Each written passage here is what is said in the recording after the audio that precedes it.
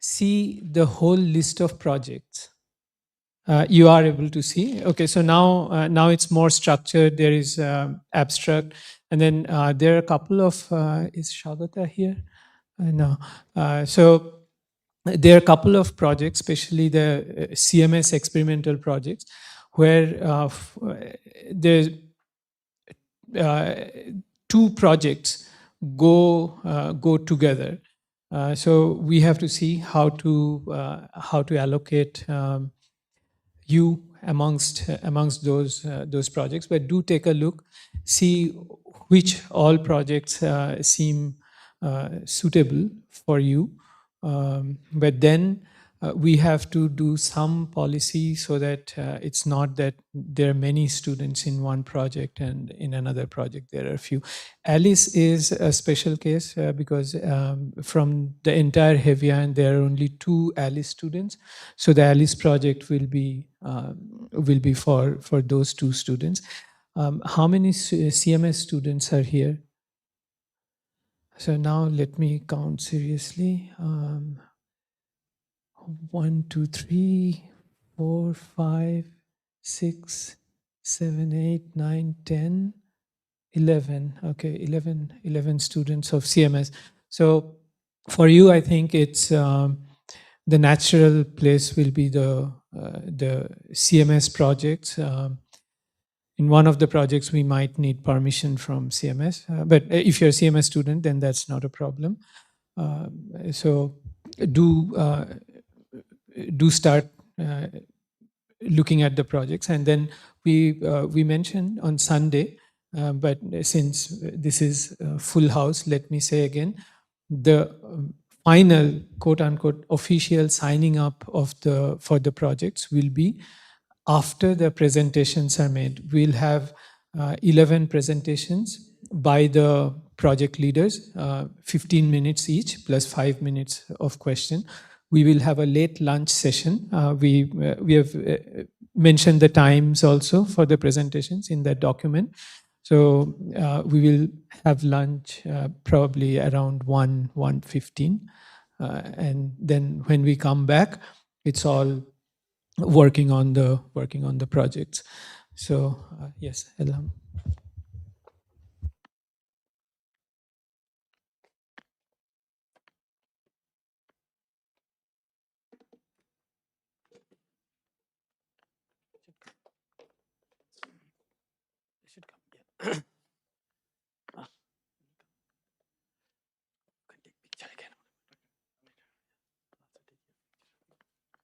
Okay, so welcome back. I hope you still remember what we studied just before lunch. So we are going to actually work on those kind of things that we discussed. So particularly we were going to practice GAN and VAE and then normalizing flow. So 3 of these models we'll practice, we'll implement them and then see the performances and compare. And then later on we'll have also some high energy physics data set. So it's essentially an anomaly detection problem. I'm not sure like whether we'll have enough time to talk about or work together about on that project, but the code will be there with you. Data set is public, so you can feel free to take that and do it at your own pace later on. So first, let's get started with this notebook, flow_tutorial_pytorch.ipython notebook. Okay, so take that data set, take that notebook.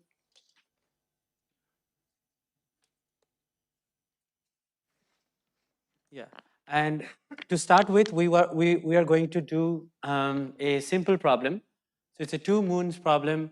The data set we are taking from scikit-learn data sets. The scikit-learn has some open like a simulated data set. That's what we are taking here, and then we are normalizing the data set to make it look like this within 0 to 1. So first part, I would ask you to run the first cell. That's nothing but just taking the data set and plotting it.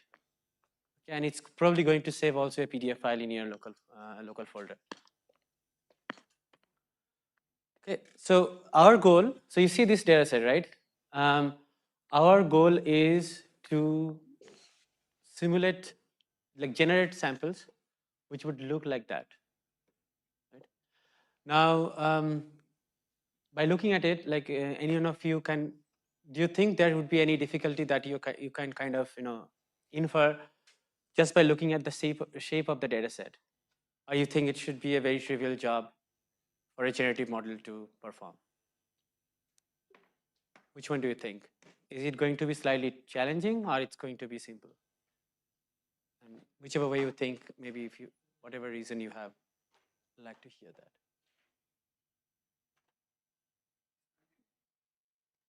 Yeah, so that's discontinuous, right? So that's a good point.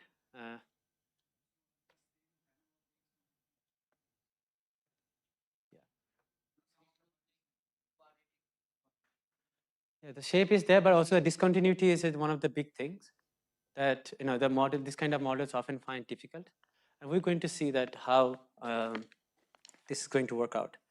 So this tutorial will be on PyTorch, and since we are using a very simple simulated data set, hopefully it should be run. It should run on your laptop quite smoothly and fast. So first, in cell number 2, what we're doing here, so we are defining a dense net. So it's very similar to what you have so far seen. Can everyone, look, everyone has their own laptop, so okay, but if you want me to make it larger, also let me know. Huh?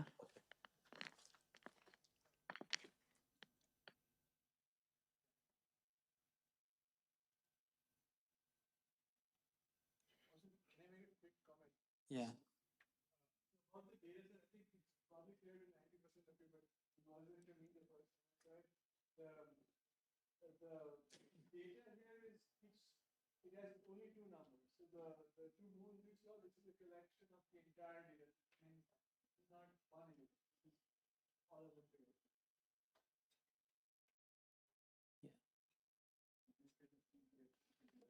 Hmm? PDF, yeah.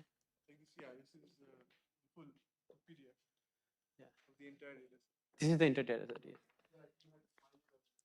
Yeah. Yes, some Smiley also they have. The scikit-learn also has Smiley data set.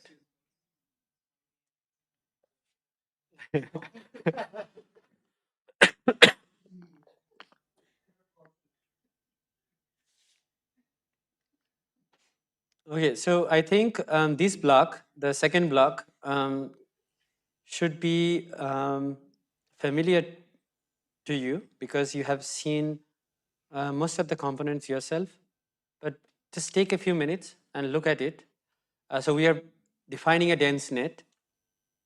The input, like the keys are, this is a class, right? We're inheriting a class. We have the input dimension, output dimension, header dimension in layers. Those are the variables we're defining here. We are using the module list that you have seen. Sarmai was using module list most of the time. And then we are appending layers that append, we are appending linear layers.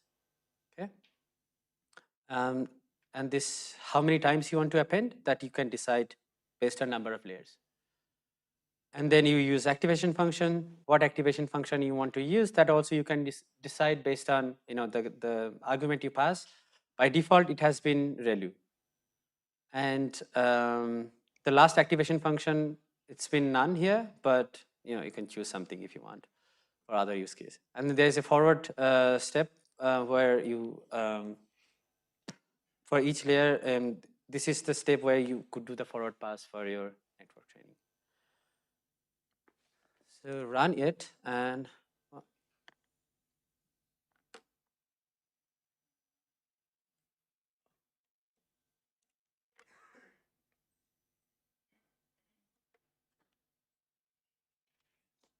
anyone has any so far clear, I guess? You have you got the data set, you defined a dense net, right? That's pretty much you did, nothing more than that. So. Okay, so then we jump into the generative model. So we'll start with the GAN. So the GAN is defined in this whole block here. And also we have defined the training loop. The training loop is towards the end of the box. So let's just start very at the top 2 lines. And we have marked this modify network parameters here. Those kind of comments you'll see here and there in the notebook. Wherever you see that comment, you're free to change them. But to start with, you can run it, and then later on you can change it. So first, we're generative model like GAN. You remember, we need a generator, we need a discriminator. So we're defining the generator net first. That's a dense net with input dimension 8, output dimension 2, hidden dimension 16, and number of layers 2.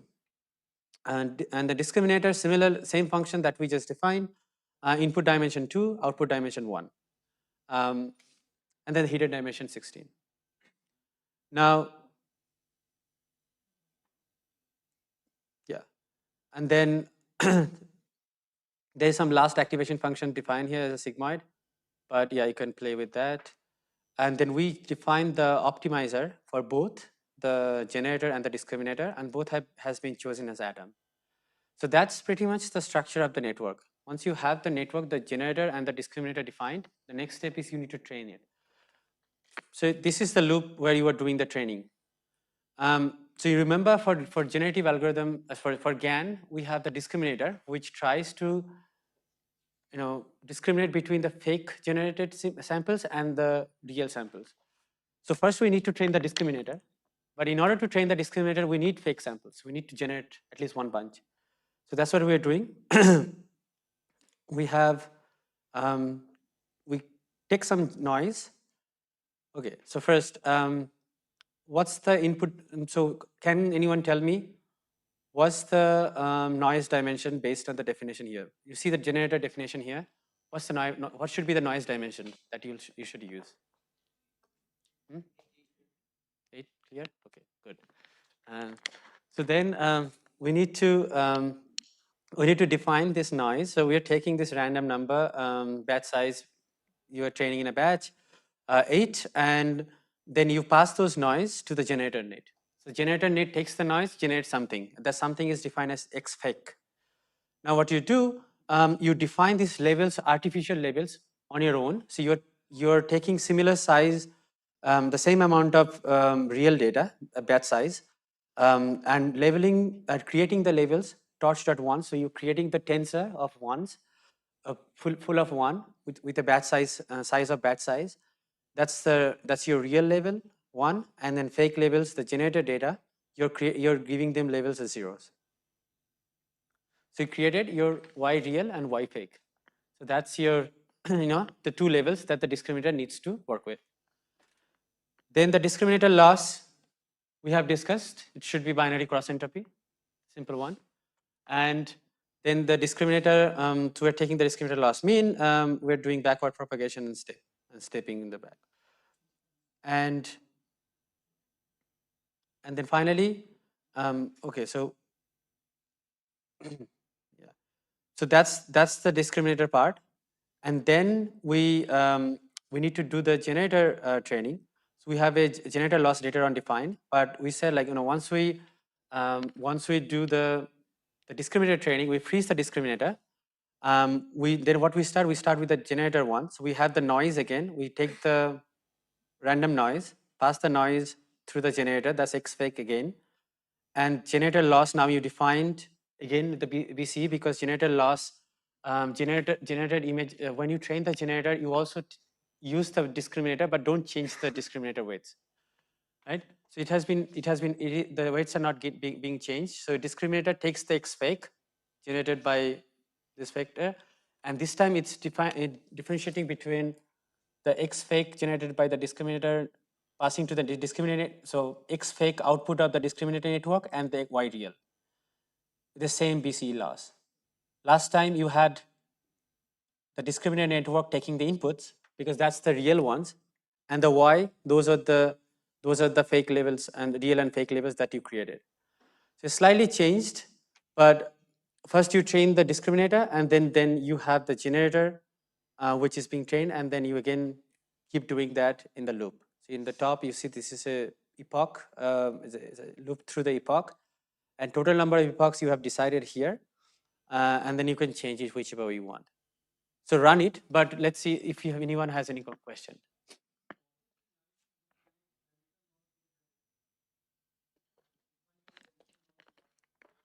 Which line?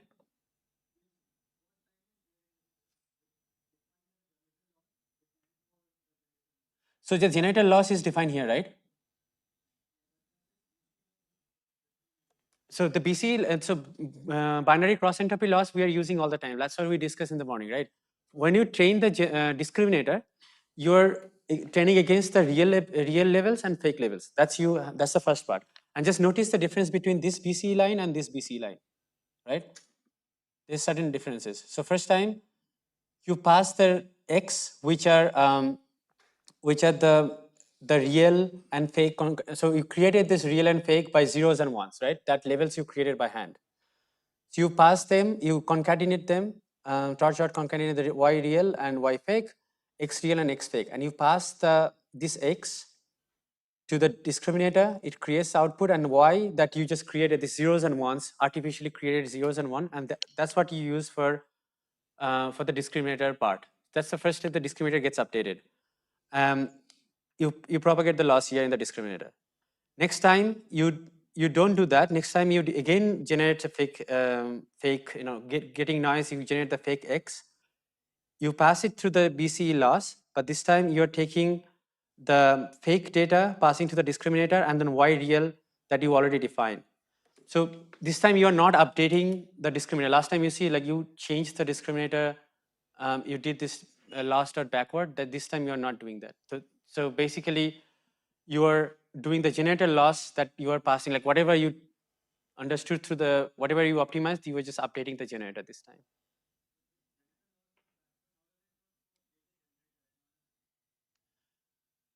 Because so the discriminator, so first time you have the generator and you generate. So your question is how it's updating only the generator, not the discriminator?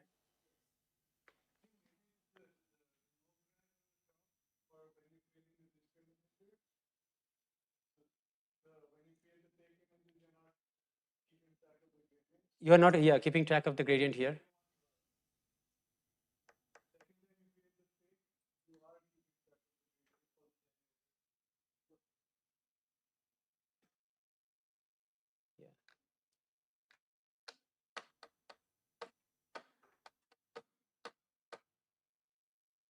And you are also having this optimizer, right?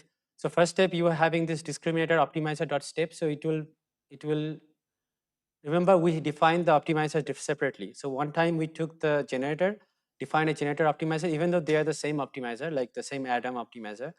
So we have these two optimizers. So you are calling the optimizer separately. So first time you call the discriminator optimizer and step through that. Second time you are calling the generator optimizer and step through that. So you are essentially not doing anything with the discriminator when you second time calling the, right?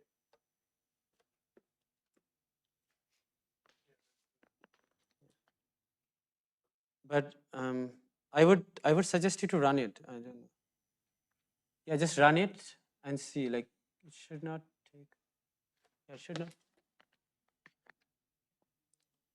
Yeah, run it and then also run the next cell, which will plot. Okay.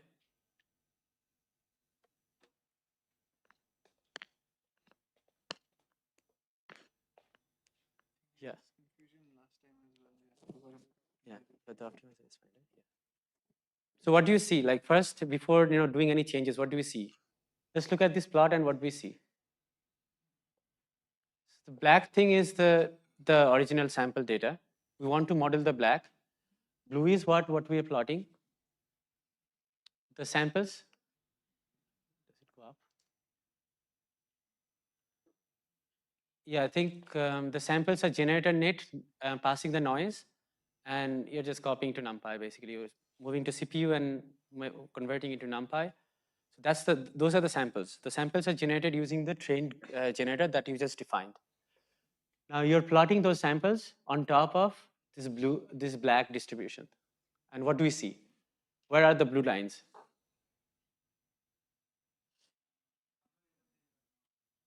Like it is here. It's like here, and then majority out. Like it's like completely out of range, basically. Huh? There's a little bit here, yeah. No, it'll be different. Oh, for you, it will be different. For everyone has slightly different initialization, right? Yeah. Now, the task is try to improve it such that you get more data points on this range. So do some changes in your model and get some data, get some blue points. At least, I mean, I don't know, you're probably not going to get like this, but at least you'll get something in this, canvas.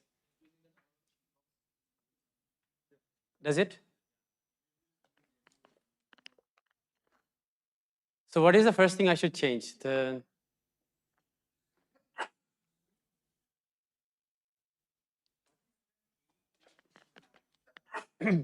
Which one should I say?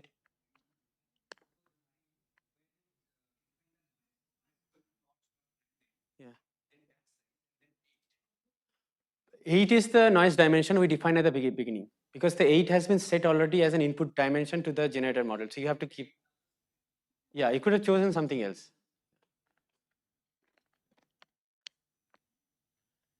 Yeah, this 8 has been already decided here. Once you choose this input dimension 8 here, it's kind of fixed, but you can choose something else. So I'll just train it for 1000 epochs and see how things go. In the meantime, you're also free to do other changes if you want. Yeah, I'm doing 100 and it's taking over. Let's see. 100 done. Oh, you're printing every 100. Mine is getting better. You're getting better? Starting with 2 moves, we're getting better.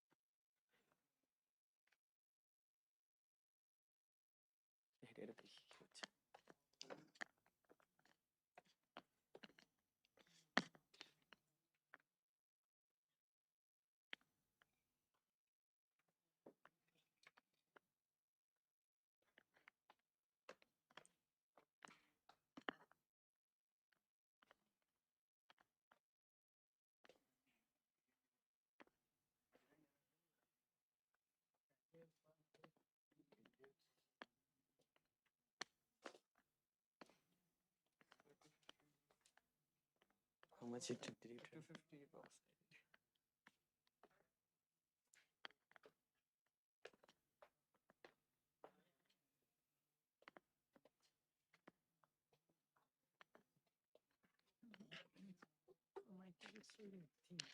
Hmm? Out of the thing. Yeah. Maybe train slightly longer. Change the epoch.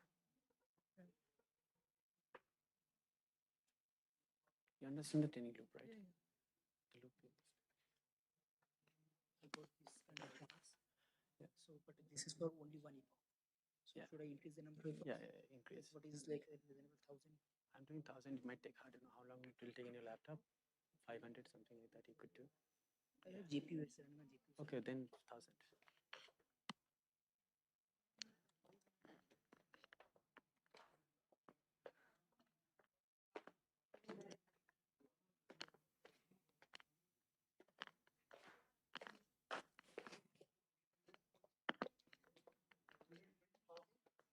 Probably not.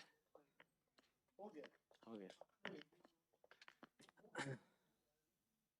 Okay, so my 1000 epoch is done. Let's see how it looks.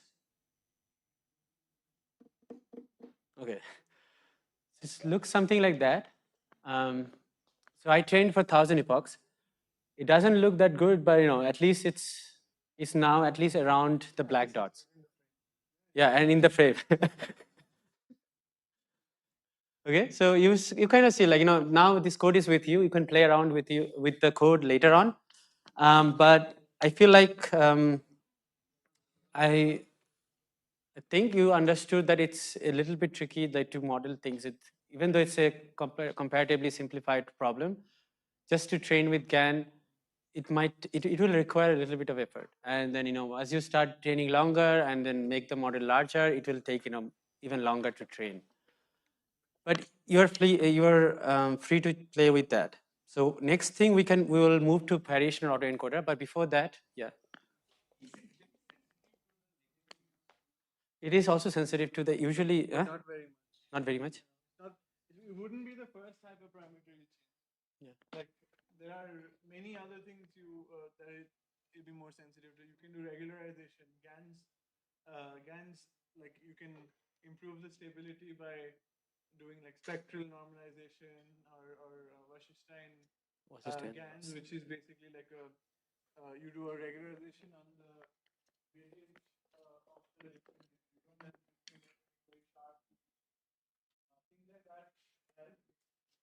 For the latent, like the noise dimension, as long as you give it enough, like if you give it once, the problem, but as long as you have like 10, 20, it doesn't matter anymore.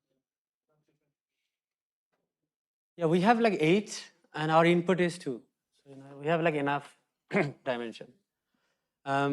Yeah, for Wasserstein GAN, what you could do, like the training loop will change a little bit, first of all. Second, you will change these kind of losses and you'll replace with some other losses. And also like you'll train discriminator. What you're doing here, you are just alternatively training discriminator and generator here, one after the other. Every epoch you're training 2 times. Wasserstein GAN often like people do like 5, 6, 7, 5 times at least. Like you train one of them, one discriminator 1 time, generator 5 times. Then you update discriminator again. So you think like, yeah, then it just takes longer. But since you also change some of the internal losses and others, it's just more stable. Even though it takes long, it more guaranteed that it will converge. Any other questions you have about the training loop or the model structure? The model structure is very simple here. We just defined dense, but you could define anything you want, like CNN, other like RNNs, and any other sort of architecture you can define. Okay. And I think the graph, you have seen some examples already. So you can kind of extrapolate. Okay, good. So should we move on to VAE? Okay. Let's move. Now for VAE, so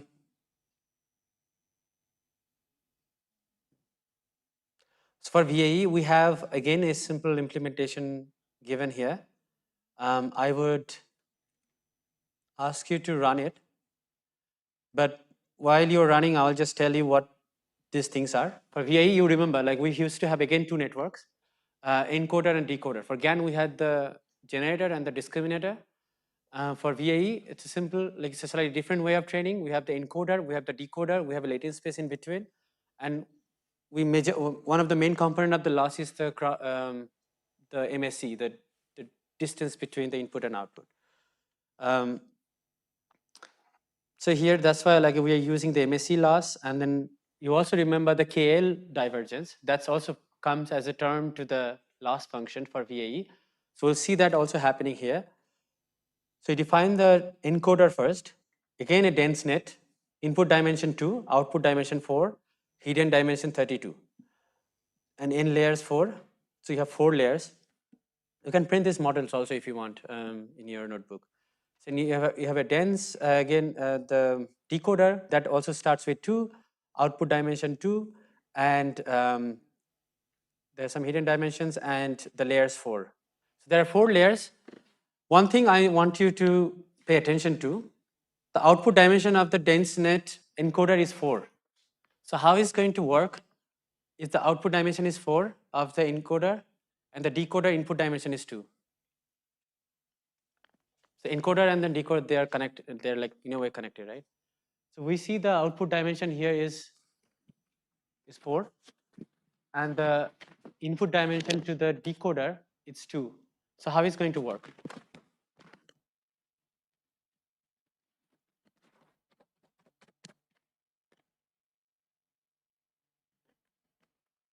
Any idea?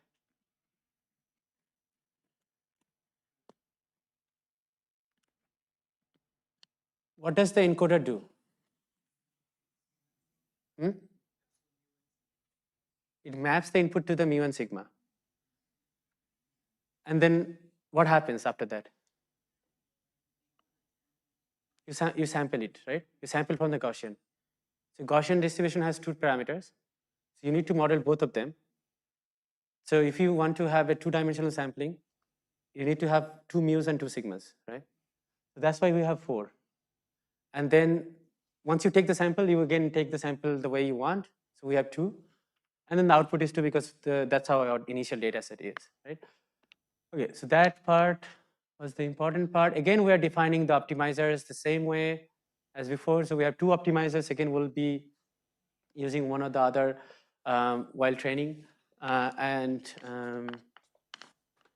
Epochs and batch sizes are set as it was before. There is a parameter, you can look see beta, that's set to 1, but we'll see what that means and where that actually appears. So now we are starting encoder and decoder together, so no gradient to start with. We define the real X. Those are the real data that you have, the X moon data. Then the latent, you have the mu, and instead of, so that's a numerical kind of reason. So we in the latent space can our latent space is parameters by mu and sigmas, right? This part is clear to everyone, I think, if everyone remembers. Instead of modeling the variance or the sigma directly, what we do the log of variance. It's just easier to do it because when we do the when we do sampling, it becomes easier. We don't need to take exponential. We have a log variance. Also variance, you can do sigma, but we are doing variance here. It just becomes easier. We have an exponent in the Gaussian. We have x minus mu divided by 2 sigma square. So we are directly learning the variance and also learning the log of the variance.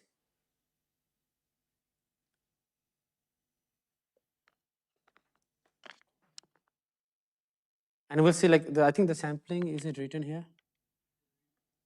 The sampling is not written here, but also on the slides, if you remember, the KL divergence term, right? So let me just go back to that so that it reminds you.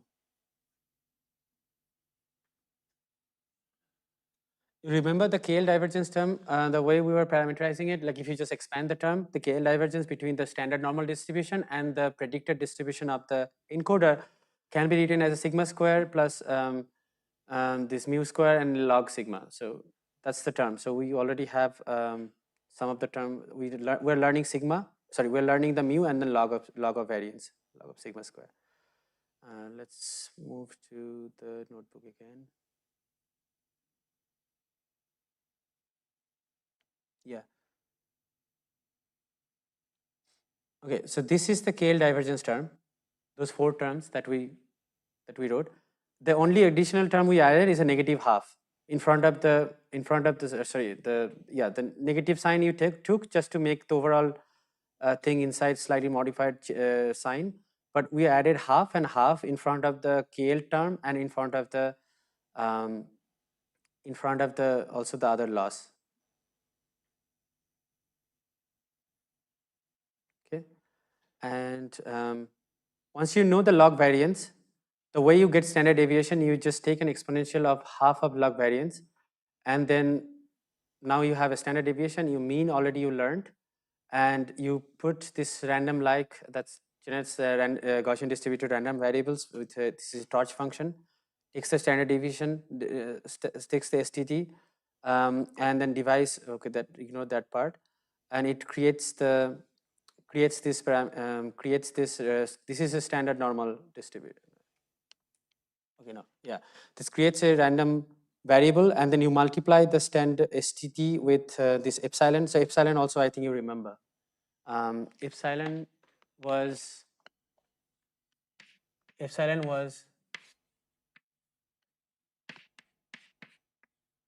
yeah, and I think I showed you in the slides, if you remember. Let me show you again. If you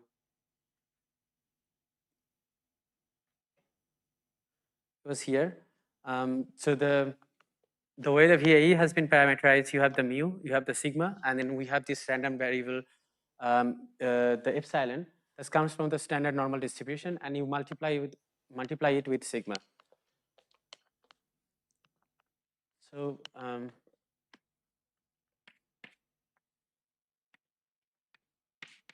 this is what essentially you do, right? And this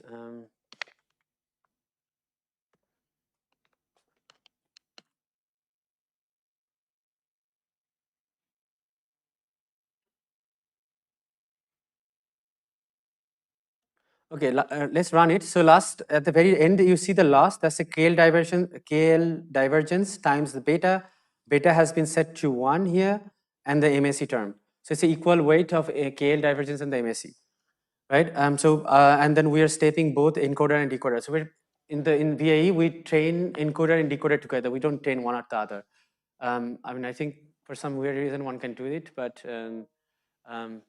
usual practice is you just train both of them together and you just keep training in the loop together. So that's what's happening here. The loop is going through the epochs and you are training, you define the loss step by step, and once you have the loss, you do a backward propagation, you move both the optimizers, you move and then you move to the next epoch. And you keep doing that. And if you do the training, I think this is set to 1 to start with. Let's look at the distribution. So where do you see it? You again see it at the very outside. So it's the same story basically. You know, in the GAN we saw initially the blues were very off. For the VAE also is very off. So I want you to now again play with this VAE code and then modify it. But before that, if you have any questions, you can also ask, or also like just change your code. Try to modify the VAE code, VAE a little bit such that it works better. Okay. Train longer, or you can change also the architecture.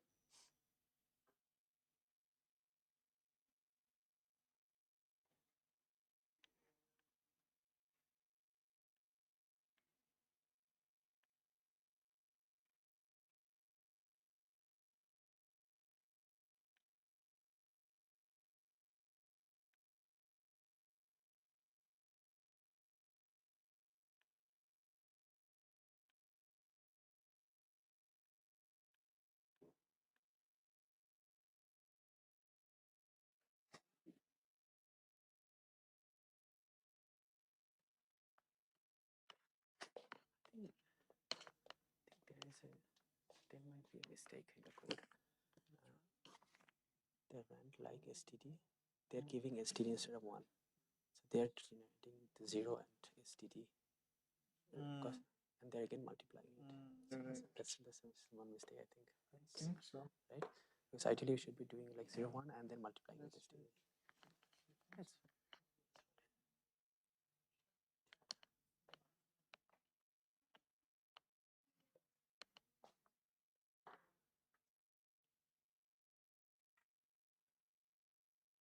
So I guess like from the code, is it clear that we are looking at the latent space here? Like the latent is equal to encoder net on the real, that is clear, right?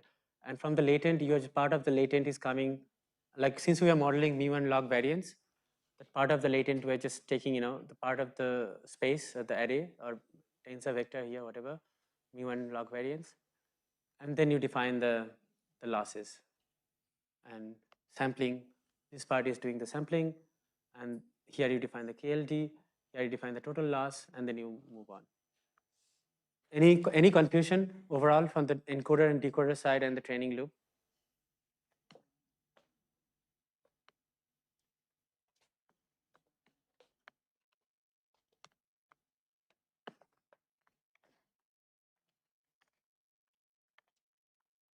Wait, I'll come. Oh. We are not getting this.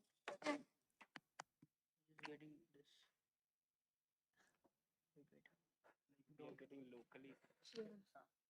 We all Which one is it? Is it GAN or? Both are similar. Both are even after training this also with 100 epochs or 1000 epochs. This is the VAE? No, this is auto encoder. That's the GAN. GAN. This is VAE. Even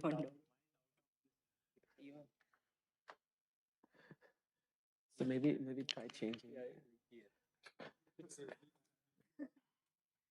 Yeah, only here, right? Let me see what I'm getting.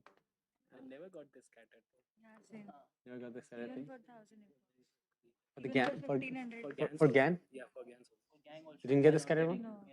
It's just concentrated. Around on- some, yeah, around some point. Like What's this. happening? Less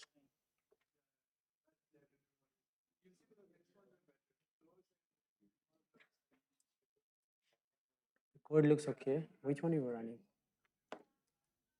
This time I was running this auto encoder.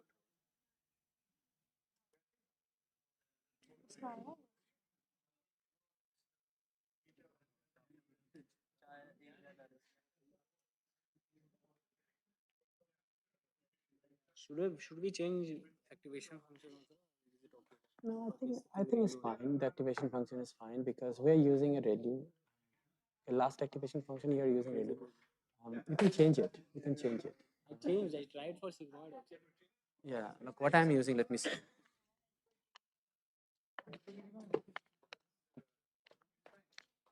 Huh? Which one? It's rand like, so it's not. It just says the shape is the same. Like Rand like will. like means it just keeps the shape the same. Okay. So it's not. It doesn't say anything about.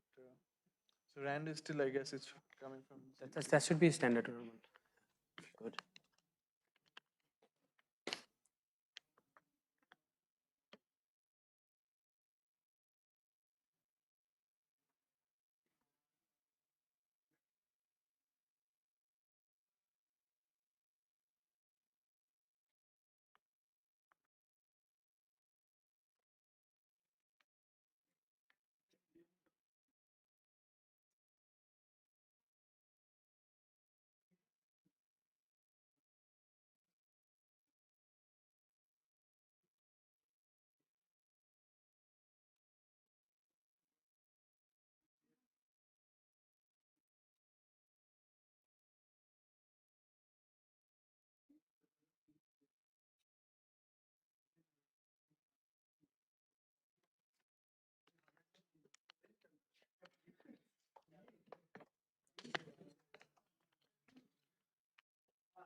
So, sorry, which one you were showing me? Everybody is having same problem.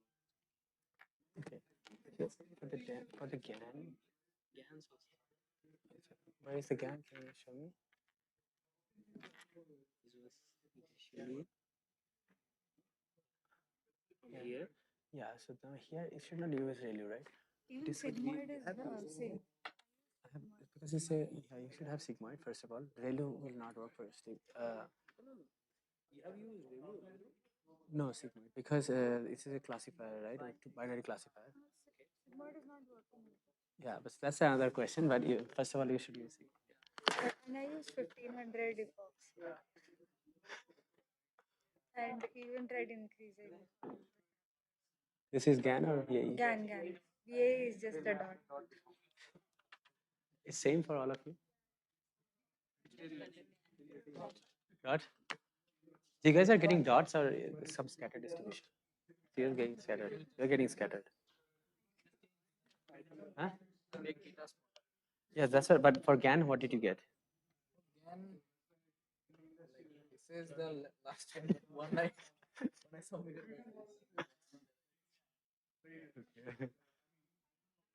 Aishik,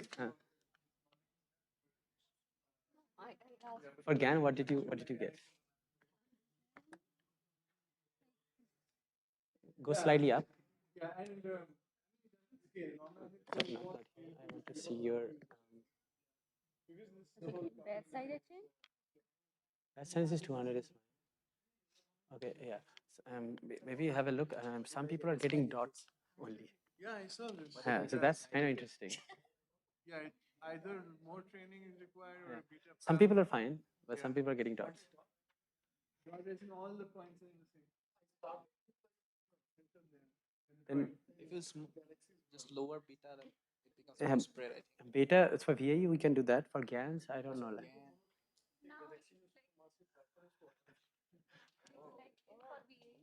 for VAE, okay.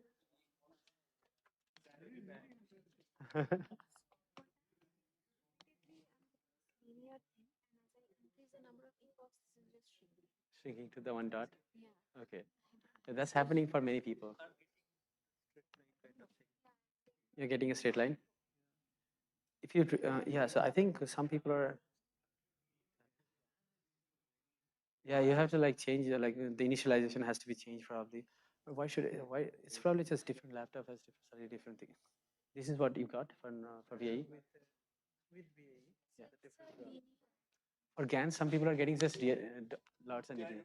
you might have to start fresh, new ways, start from Yeah. scratch.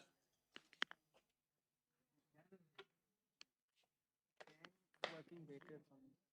Okay, okay. For Yeah. GAN, I have reduced the batch size To what? to the 50. Okay. The VAE is Remove, reduce the beta. beta.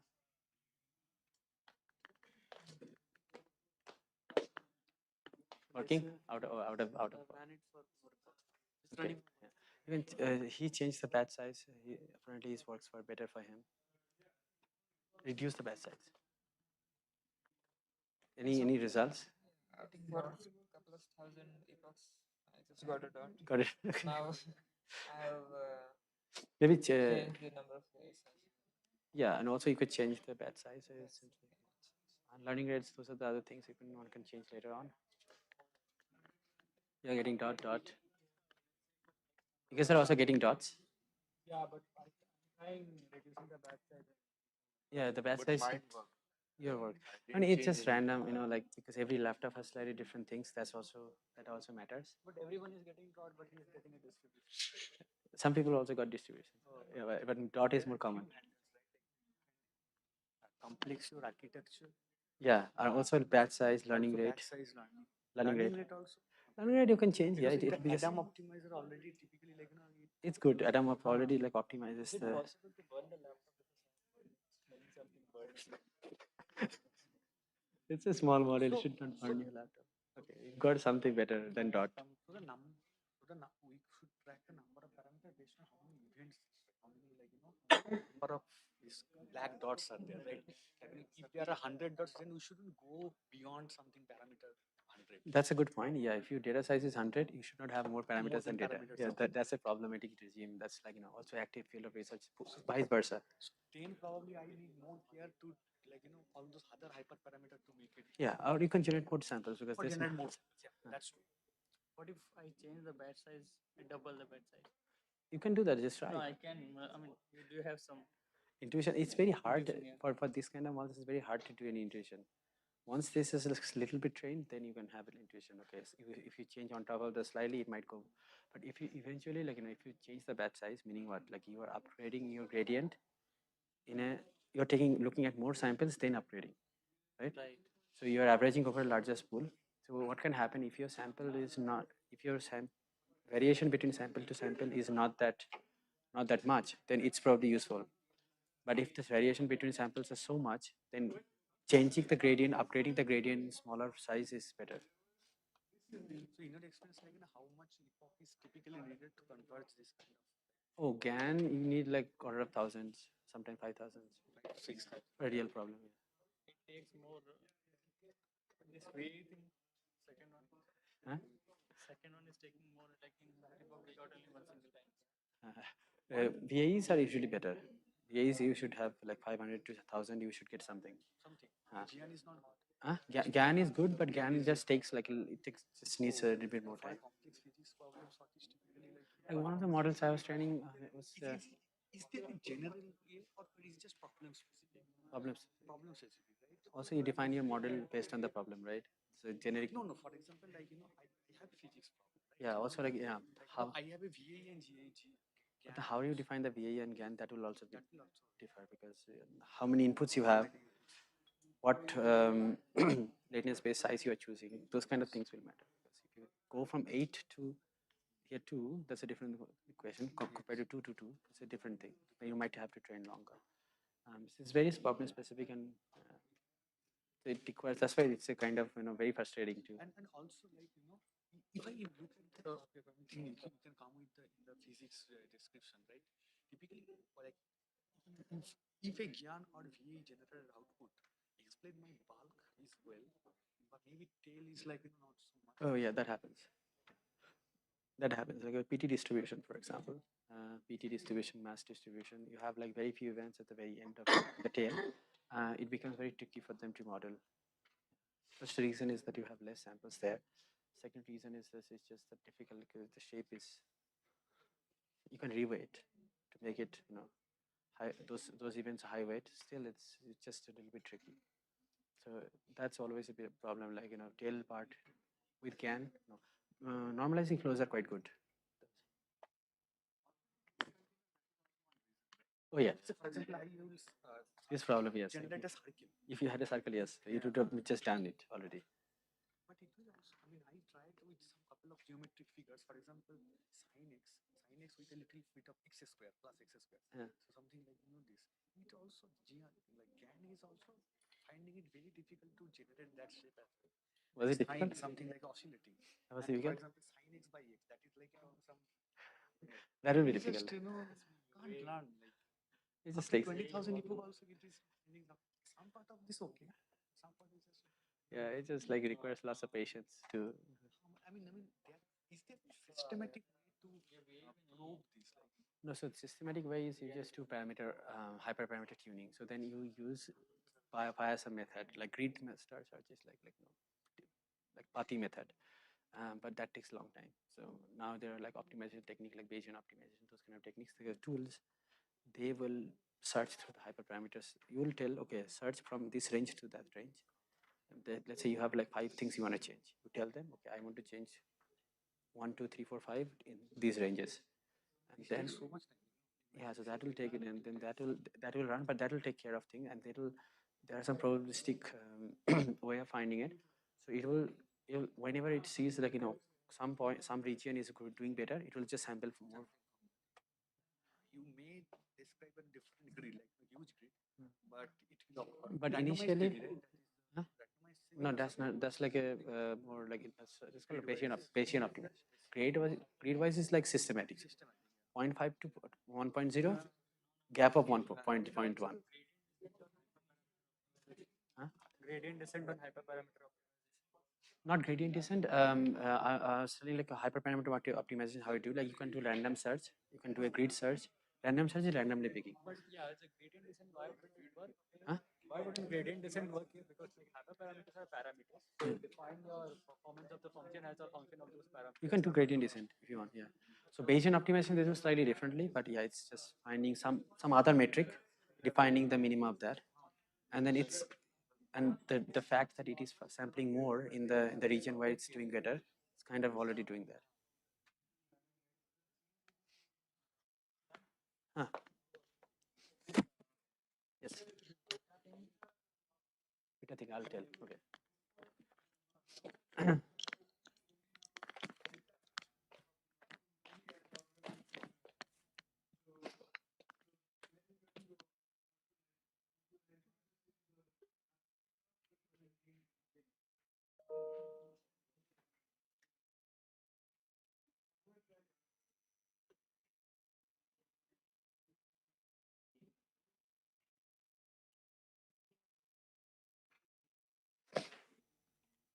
Yeah, so I think many of you are getting something like that, right?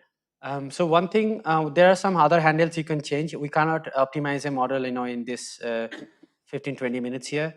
The beta is one of the parameters. You see the beta is coefficient in front of the KL divergence.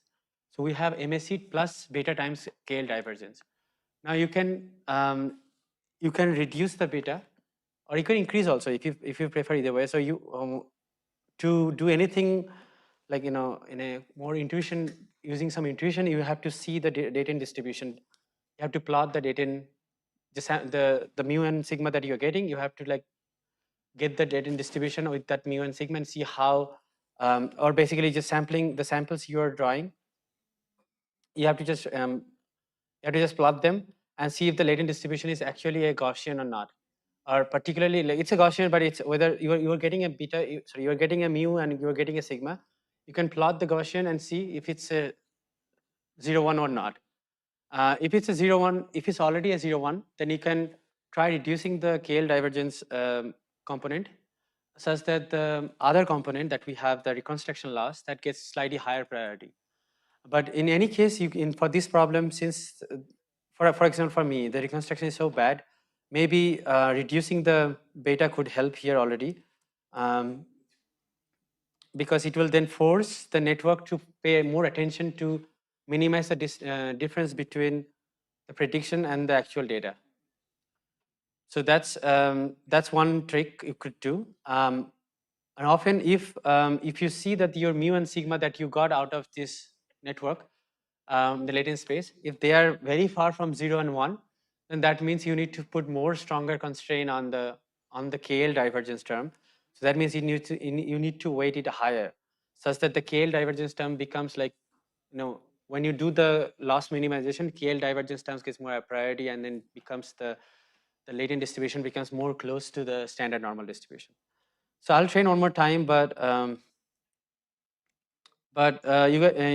of you are feel free to change whatever quantity you want. You can also change, the structure, the layers and everything you can change. And then I'll take probably another 5 minutes, and then we'll move to normalizing flows, okay? Feel free to change it. I mean, by the time this thing is running, I will just stop, and once it's done, we'll move to the normalizing flow.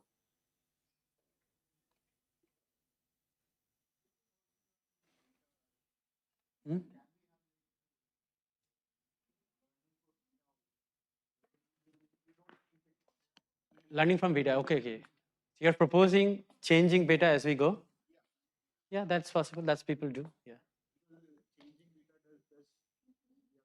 So in one epoch, we kind of get an idea and then gauge that how much relative weight one should have. And for next few iterations, we could say 10 epoch, just regression, normal regression. Yes, learns the weights. You want to have that's two separate things. So you can have like, I think what you're suggesting is like Dynamic. Yeah, dynamic beta is possible, but not learned. So you just say that in the beginning I want to focus on reconstruction, so my beta is 0, and then as the epochs go ahead, I increase beta so that the KL divergence settles. You can do that. People do this all the time. Yeah. The other thing what you're suggesting is to learn the beta parameter. So this is the question of meta learning. So meta learning is when you learn how to optimize a model. So the hyperparameter search itself is a learning task. That is very expensive. Yeah, but in this case, beta is, the way we have set it up, beta is not a function of your matrix, like the weight and biases, right? So just like this, it's not possible to learn beta, but like Aishik mentioned, you can have, probably some of you might be familiar with this learning rate schedule. It's the same thing. You dynamically change the learning rate. Similarly, you can change the beta as you go. There are techniques now I have seen where what people. This is what I exactly did for one of my projects I was explaining. That the localization and rectification both was required. So there was a part which was localizing, part which was doing the particle identification. So loss for that, I scaled it up and down for certain epoch like this, for other epoch you do that. For the last few epoch, you bring it back. Like now.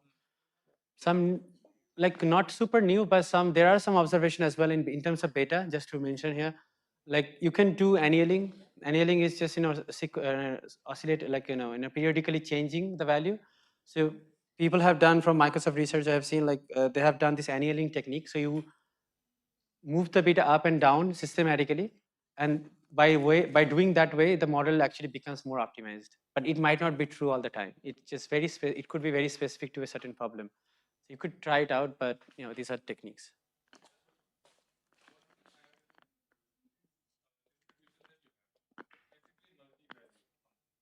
Which one?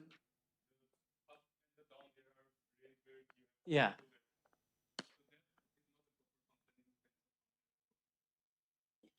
Yeah, you can, I mean, this is not a proper because it has multi-valued. Yeah, it's in a functional definition, it's not a function. Yeah. Yeah, it can be considered.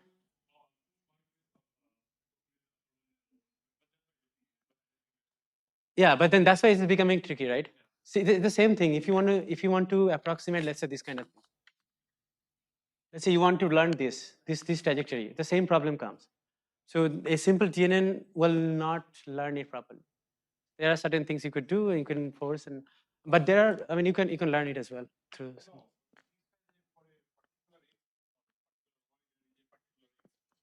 Yeah, but like in the definition of function, like, for a x, there are multiple y values, right? So that becomes problematic. So there is no y equal to x, y equal to fx relation. It doesn't hold. Huh? Yeah.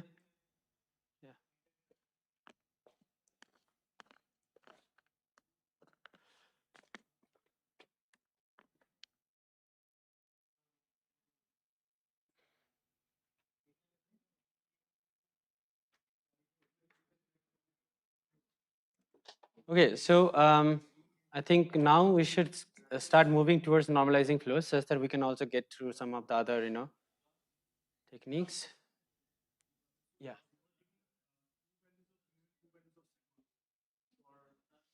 Yeah.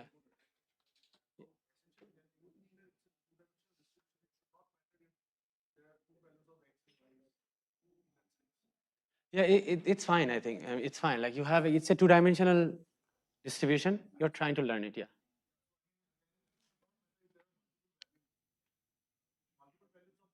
Yeah. Yeah, it depends on how you set up the problem exactly. So if you just train a DNN, it will not learn properly, because for a given x, there are multiple values. Then it will not learn properly. But if you can do certain things, certain techniques, I mean, it just depends on how you optimize the loss function or how you define the loss function. Just a MAC loss will not optimize this function. That I think you can actually show it. Just try it out later. It's a sine. You reverse the sign, right? And try it out. It's a normal sign. You can do it very easily, like with a normal DNN. Is it gone?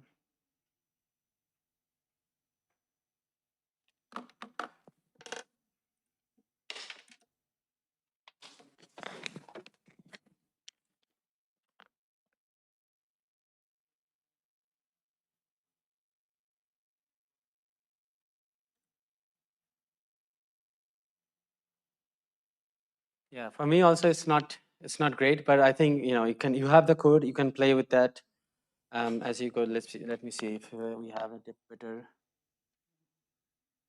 Okay, maybe make it much smaller might help.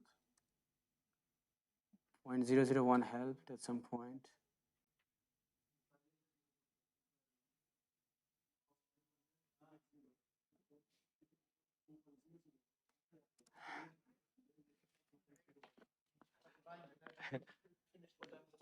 How are you doing? Like you were just write a loop or something? I just did here.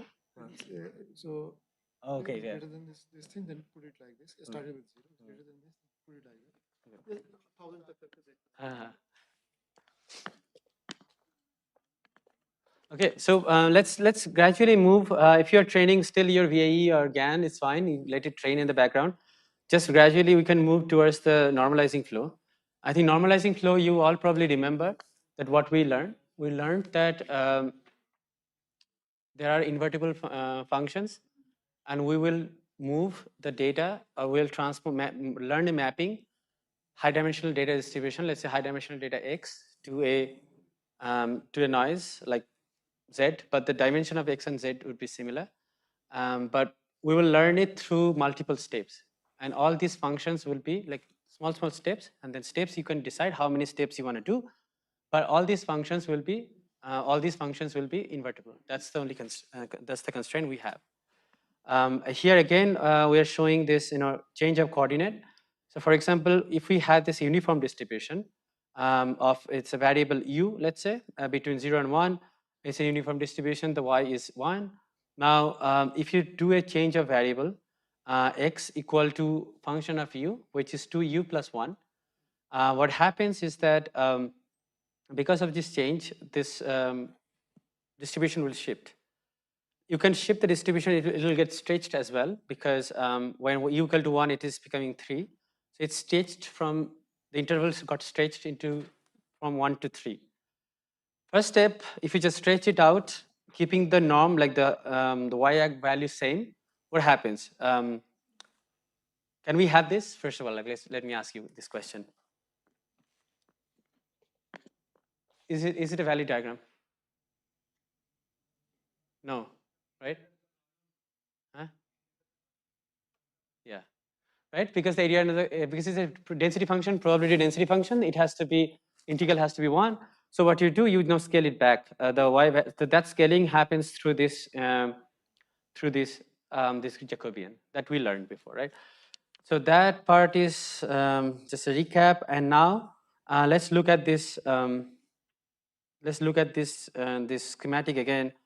We have a simple distribution that we start with u0. That's pretty much, let's say, assume like a Gaussian, and we keep doing, keep changing it. Our goal is to start from a Gaussian and generate a complicated event like this with a series of transformations. So we start with u0. We do like here we do the k transformations, f1, f2, all the way till k. And the goal is it will become uk equal to all of this of u0 at the end. It will look like some complex distribution.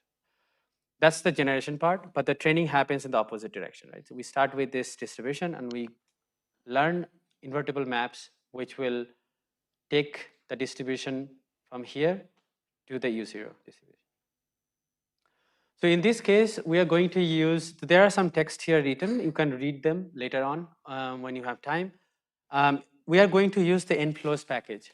So let's run this cell under 2C. So we are in the 2C section. Let's run this cell. I hope everyone has nflows installed. If it's installed, you should not get any error.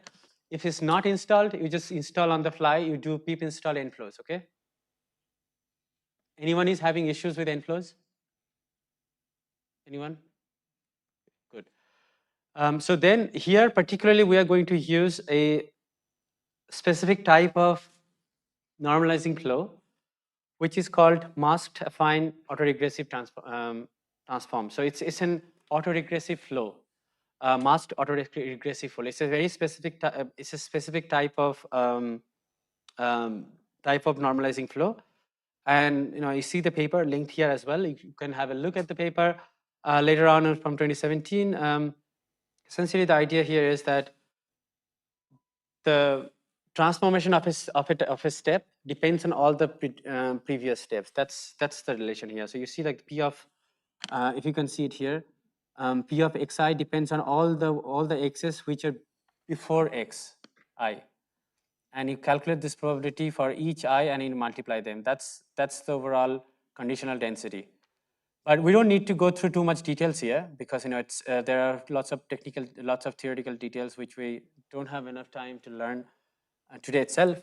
But this is just to show you how it works. But then you should, since all this code will be with you, just take your time. It's good habit to read also the paper, so you can have try to read the paper, try to understand through the blogs and all, and try it out also on your own. But we are using this package, which just one reason is that they have this masked autoregressive flow layer already inbuilt in this package. So it's kind of a black box at this moment, but you can define it on your own if you want later on from first principle. Yeah. Any question? So what we are doing here, our base distribution. So first we define the base distribution of the base latent distribution. That's a standard normal. That's like two-dimensional Gaussian. That's the usual practice we discussed already. We usually take a Gaussian distribution and then move from there. So that's what we are doing. Our data set is two-dimensional. So we're starting from a two-dimensional distribution. Then we're defining this empty transforms list, right?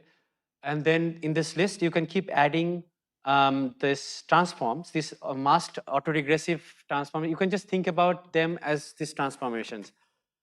All these transformations we have here written, all these F series of Fs, all these Fs are, you can think about those functions are one of these autoregressive transformations. So to start with, we have two features, hidden features force. It just takes like a 4 neurons, and this is just one transformation we added in the list of transformations. Then we define another variable called transform, which is a composite transform, which is also imported from this package. The composite transform, and it just basically combines all the transforms. So because you start right now, it doesn't matter because it's just one thing. But if you have 6 different things, you want at the end of the day, you just combine all of them. That's what it does. This composite transform takes all the transformations that you defined, and then you define a flow. So now actual flow consists of the base distribution and the transform together. So you have this base distribution, which is the Gaussian, and you have the transformations that you define in this transform, and that's your flow. So it's simple enough. You have the base distribution as a nice Gaussian distribution. You have all the flows defined, and we want to learn this half moon distribution out of this. Adam optimizer is used, and so that part is just defining the model. Okay. Then 2D, that's the section where we're doing the training. Again, we are starting with this half moon data set that we generated at the beginning. We're converting it to a torch tensor optimizer, starting zeroing the gradient. Then we define the negative log likelihood. That's the negative log prober as the negative log likelihood loss. Loss is the mean of that, and we propagate step with optimizer, right? Any questions?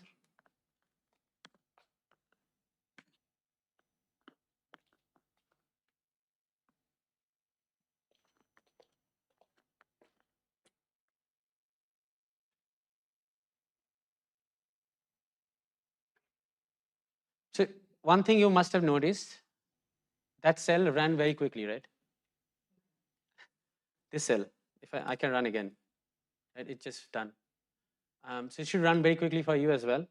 And we are plotting the distributions. This is not good, like the very bad distribution, but at least it's in the frame. Okay. So I'll let you run. Do you see similar distributions, or you see some anomaly? So if you see something different, please raise your hand.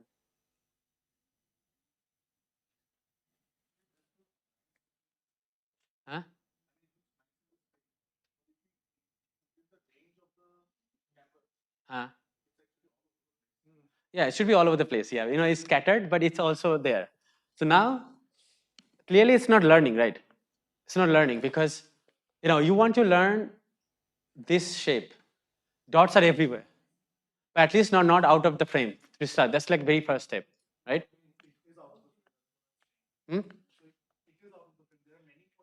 Which is out of the frame. Okay, good. But it's like everywhere, yeah. But then this model is not good to start with. Even if we, this same model, if we just do this transformation, transform to noise, so we have the flow, right? We have the flow, we do the backward transformation. Just a second. Backward transformation, that's the inverse transformation, flow transform to noise given the tensor. What do you expect? If you give the moon distribution like this distribution, the half circle distributions, if the model was learning, it should get back a 2-dimensional Gaussian distribution, right? Is that part clear? What is this line doing? Anyone? The first line.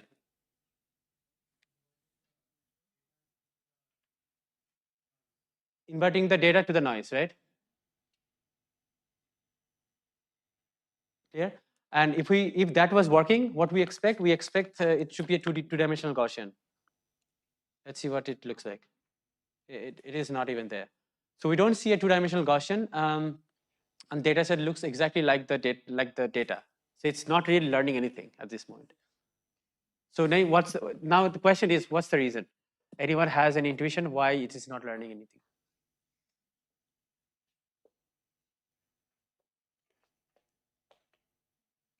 Just think about the model, like how complicated the model we're using here. How many transformations we are using here? One. Do you think that should be enough? So that's like naively you can kind of guess, like, one transformation is like nothing. So we need to have some more transformations. So that's what we are doing here in this stage. We're having, we're defining, this transform list again. We're appending another regressive another autoregressive transform. We're introducing something reverse permutation. What it does, I think it's a complicated concept, but let me try. Like this slide, you can have a look. There's something called coupling layer in normalizing flow, which we didn't discuss, but then just to get your idea, like, it splits the data set. One step gets fixed, stays fixed. The other part changes based on the scaling and transformation, which you can see here. So let's say the UA. So you have the data set X, you split it. The UA is some operations, so XA times S of XB plus T of XB. So you have some, the UA is a function of XA and XB both. But the UB is just identity, like UB is equal to XB. That way it becomes easier to invert, because since this is always with you, UB all the time. So as UB, you can quickly replace XB and equal to UB, you just replace XB with UB and you can get XA very easily if you know UA and UB. So that's why it becomes easier to do the inverse. But then this is not exactly what we're doing here. But you can think in this setting, the transformation is happening in one part of the data set. The other part of the data set is not getting transformed. We do this reverse permutation where the transformation actually flips. So you add those kind of another transformation, which first XA was transforming. After some time, it will stay fixed, and then the XB will transform, and then you can just flip around. So that's roughly what this reverse permutation layer would do. So we are adding a normal transformation layer, which is invertible, and then after that we are adding a reversible transformation again. So that's what we have right now, just two of them, okay, stacked on top of each other. We can add more, yes. We can add more. I think we have them somewhere. Yeah, so here we are just adding one, but I think we have some, I think that's probably an exercise for you, adding more layers. But let's just see, like if we just have two layers, this notebook, let me see if I have more layers than that.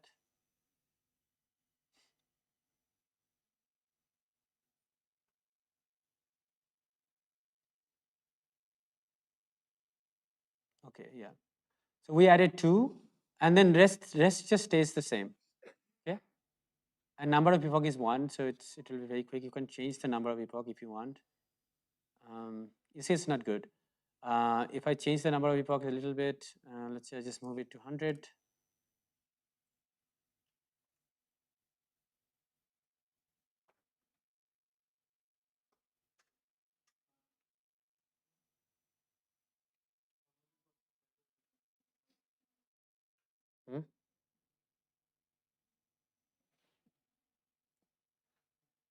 Yeah, that's good. Looks good, Shivam. Yeah. Dynamic beta. Yeah, that looks good. So how did it change? Like, I think Ritesh, you were also changing, right? So did it improve for you? I changed the loss definition as this. So as the epoch changes, it keeps on decreasing the beta. You're also doing something similar. I was doing the reverse. You are increasing, okay. I mean, if you decrease the beta,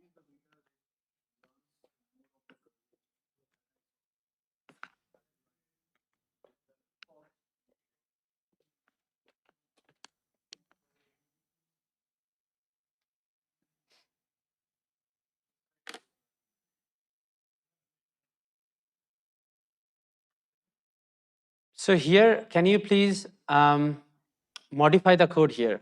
So I want you to modify here and add more layers. Okay. choose how many you want to do. It's your choice, but just do that on your own.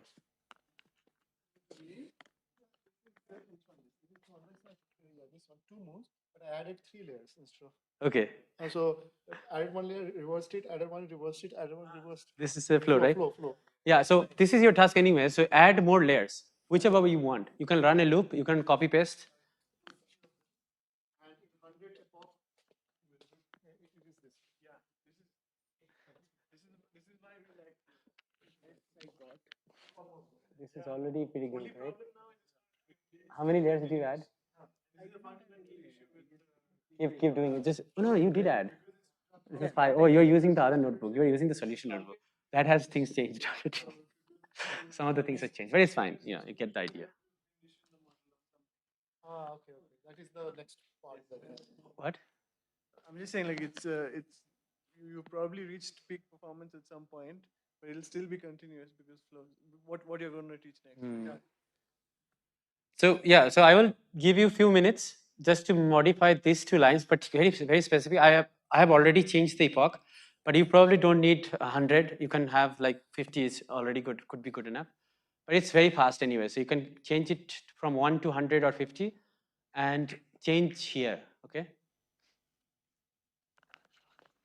And if you have good results, post it on Slack.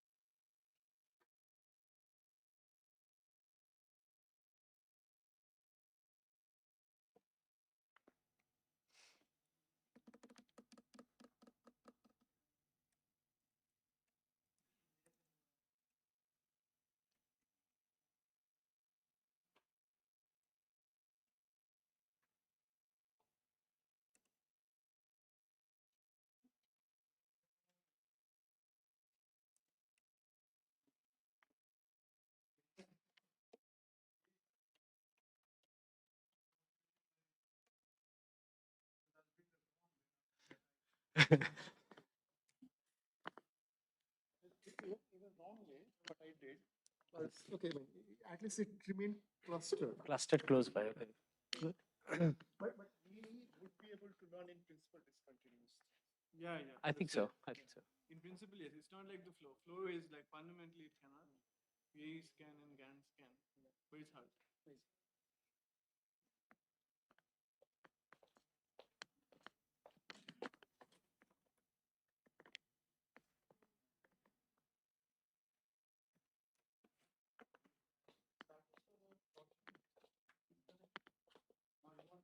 Something. So I think that's what we are going to discuss, right? The continuity. Yeah, it will be in the next section. Yeah. So what's the reason? So the flow is mapping a continuous function to data. So it's invertible. So how can you can never deform a continuous, it's like topology. You can't deform a continuous thing to a discontinuous thing. It's not physically possible. Makes sense, yeah. That's why you need to condition on the label. Yeah. That's like the next section.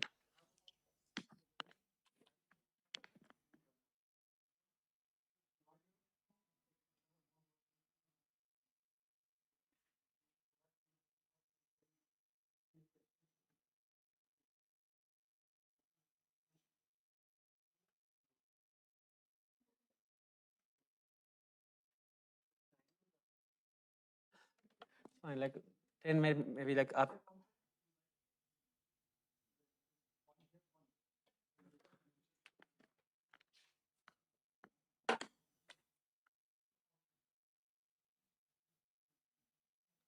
So people didn't get like good results from the flows. Put it on Slack.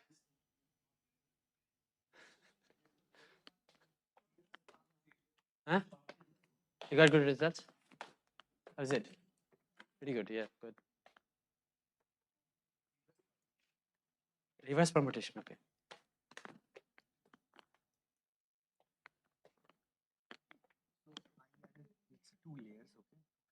না reverse permutation? Reverse permutation তোমার হচ্ছে যে একবার change করবে, তারপরেটা হচ্ছে just change এখানে হচ্ছে some part of the data change হবে, some part of the data change হবে না তোমার এতে ফ্লোতে, যাতে করে ইনভার্টেবল হতে পারে। তো বিভিন্ন টেকনিকে চেঞ্জ হতে হবে। রিভার্স পারমিউটেশন করছে মানে তুমি দেখাচ্ছিল ইনভার্টিবল নেটওয়ার্ক হ্যাঁ হ্যাঁ তো যেই পার্টটা চেঞ্জ হলো না সেই পার্ট রিভার্স যখন করে দিল সেই পার্টটা ও সরি হ্যাঁ so in general in a flow, like when you do the transformation, some part of the data will change, some part of the data will not change, just to make sure that it is invertible. Now, how you do that, there are many different ways. So autoregressive flow will do something more complicated way, which we are not talking. As soon as you do the reverse, the part you changed in the first place, that will now flip. So that part will not change, and the next part will change. So you just now making sure that how it controls, like, you know, what fraction of data will not change. oh, that is, I think, the flow, the autoregressive thing changes. Oh, So whatever happened, you just reverse that. parameter also some I think default you should have one after the other, like a transformation layer and reverse, and transformation layer reverse. No, but no. So you have a data set X, right? Yeah. Then you construct X A, XB. Huh. So this is some fraction of it, right? Huh. Like, you know, how many So events autoregressive should be. flow So is there any, like, you know, default? no, so autoregressive flow is a little bit complicated. It depends on all the data. So it will I think, given xi, Yes. it will take all the, like, you know, x0, x1, all the way till xi minus 1 in a one part, and then this in other box. And it does some smarter other techniques. But for the example I've shown, that was like very simple. Autoregressive flow is a control. So this is just how it has been set up. You see the function. Okay. Now the scheme should be you have one layer and one layer One reverse. reverse permutation. Now you can also write a loop. And don't put two transformations, then it doesn't help. You put two transformations, one transformation, one reverse, and just switch that. Yeah, rather than having two transformations, one reverse. Does it help for you? That looks pretty good, right?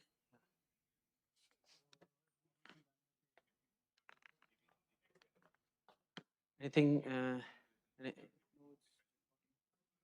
Plotting? Yeah. What did you do? Let me see. First, I previously added one layer, but like the feature size it was not matching. What did you add? The feature size should match. No. The features are two, right? So we have two only. No, but like let's say I can add a one mask layer, right? Huh? I can add one additional mask layer, right? So every layer is one mask layer. It's just one transformation you are adding to your initial data set. And you had a reverse. Where did the reverse go? Okay, reverse. So my suggestion would be like you do one transformation and reverse that, and another transformation reverse that. So it's better to add them in blocks. Okay. Okay, and then you can just replicate them, and you can just also write a loop. Are you writing a loop? No, whichever way you prefer. So what did you do here? Similar to that just explained here. Huh. And with that I also increased Okay, the inherent feature, yes, that I don't know. Like, I don't have any intuition whether that will help or not. But you know, you can keep adding more, right? Yeah, add one more. I think 3, 4, 5 is better. I had 5, and you saw my distribution was pretty good. 3 also was pretty good. Yeah. So at the end of Wi-Fi, right? Huh? I'm not able to install nflows. You're not? Able to install nflows. So that's an issue at the Wi-Fi server, right? Probably. Like, so how did you do the rest of the tutorial then? The rest of Did you do the for the rest of the nflows yeah, wasn't required. but the inflows, like the first starting part, you couldn't do. Exactly. So what's the same? I couldn't find a version that satisfies. No, it's not a PyPy issue. So how did you create your environment? Is Conda? Yeah, it's fine. Maybe try Conda install inflows.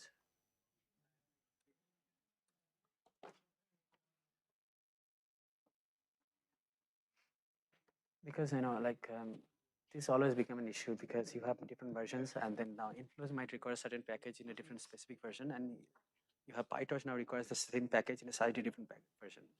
And there's a conflict, so people will not be able to solve because the environment was created with Conda. So Conda is a package manager. Pip is not a package manager; it just installs. It's an installer. So package manager can downgrade or upgrade packages that were installed. So that's why Conda still should be able to resolve. So it will be. There's a conflict with PyTorch and the package. I don't know which package though. It must be some. We'll see. Conda will print it out. Huh? Okay, okay. Okay, you should take a break. I think we are already crossed. Sorry, we are already crossed 3 p.m. So the official break I think was 3 to 3:30. So you just take a break. Sorry about that.